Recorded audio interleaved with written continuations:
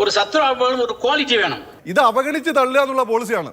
K R. Murukesan അവസാനം അങ്ങയിലേക്കാണ് വരുന്നത്. Shri K R. Murukesan, അങ്ങനെ 2026 തെരഞ്ഞെടുപ്പ് ഇതുവരെയുള്ള പ്രബല രാഷ്ട്രീയ പാർട്ടികൾക്ക് അത്ര ഒരു കേക്ക് വാക്ക് എന്ന നിലയ്ക്ക് കാണാൻ കഴിയില്ല. വിജയ് അവിടേക്ക് വീണ്ടും ശക്തമായി തിരികെ വരും. ഈ പ്രശ്നത്തെ പരിഹരിക്കാൻ കഴിയും, അഡ്രസ്സ് ചെയ്യാൻ കഴിയും.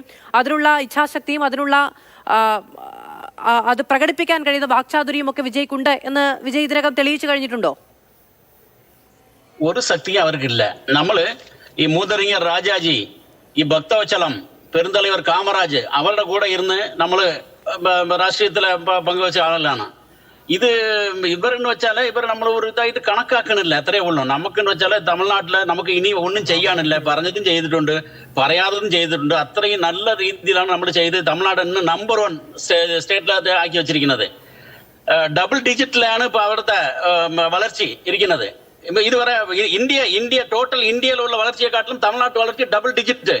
ഇത് ആർക്കെങ്കിലും ഇല്ലെന്ന് പറയാൻ പറ്റുമോ? ഈ മോഡിക്ക് പറയാൻ പറ്റുമോ? വലിയ വളർച്ചയാണ്.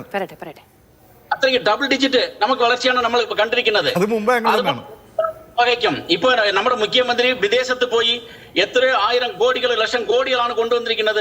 നമുക്ക് ഫാക്ടറി അത് മറ്റത് മറിച്ച് ഒരുപാട് കൊണ്ടുവന്നിരിക്കുന്നത്, ഇൻഡസ്ട്രി കൊണ്ടുവന്നിരിക്കുന്നത്. അതുകൊണ്ട് നമുക്ക് ഒരു പേടിയില്ല. നമുക്ക് രണ്ടാമത് പിന്നെ എന്തിനാണ് വിജയ് എന്ന വാക്ക് പോലും മിണ്ടണ്ട എന്ന് DMK പറഞ്ഞത്? അല്ലല്ല, നമുക്ക് ഒരു ശത്രുവാകുമ്പോഴും ഒരു ക്വാളിറ്റി വേണം.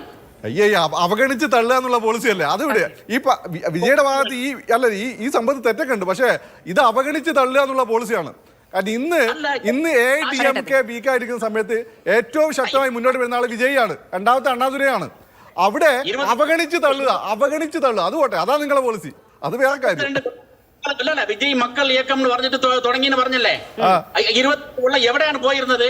ഇതിപ്പോ അവസാന ഘട്ടത്തിൽ 26 ഇലക്ഷൻ വരുമ്പോ 25ാമത്തെ കൊല്ലം വന്നിട്ട് ഞാൻ ജനങ്ങളെ രക്ഷപ്പെടുത്താമെന്ന് വെച്ചാലേ ഇത് ആരെങ്കിലും വിശ്വസിക്കോ?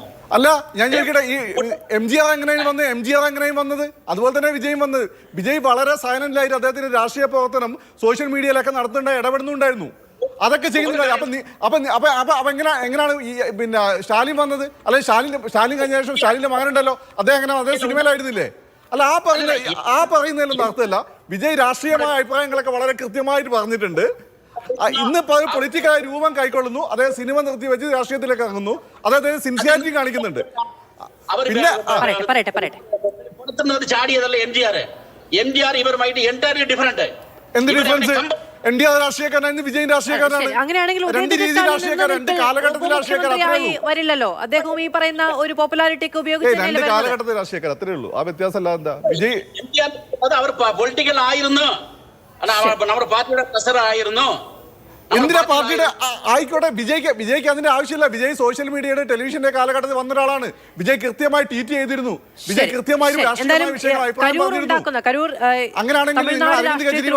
ചലനങ്ങൾ ഏറെയാണ് ഈ പ്രശ്നത്തെ. ഇത് വിജയുടെ ഇമേജിന് വലിയ ഡാമേജ് ഉണ്ടാക്കുന്നു എന്ന കാര്യത്തിൽ സംശയമൊന്നുമില്ല. അതിനെ അതിജീവിക്കാൻ കഴിയുന്ന, അത് ആ പ്രശ്നങ്ങളോട് ചേർന്ന് നിന്ന് തന്നെ എത്രയും പെട്ടെന്ന് അതിലൊരു വാർത്താ സമ്മേളനം നടത്തി വ്യക്തത വരുത്തി അതിനെ ചെയ്യാൻ കഴിയുന്നതിന്റെ, ജീവനഷ്ടത്തിലൊന്നും ചെയ്യാൻ കഴിയില്ല, ചെയ്യാൻ കഴിയുന്നതിന്റെ പരമാവധി ചെയ്ത് തിരിച്ചു വരാൻ വിജയിക്കാൻ കഴിയുമോ എന്നുള്ളത് നമുക്ക് നോക്കിയിരുന്നു കാണാം.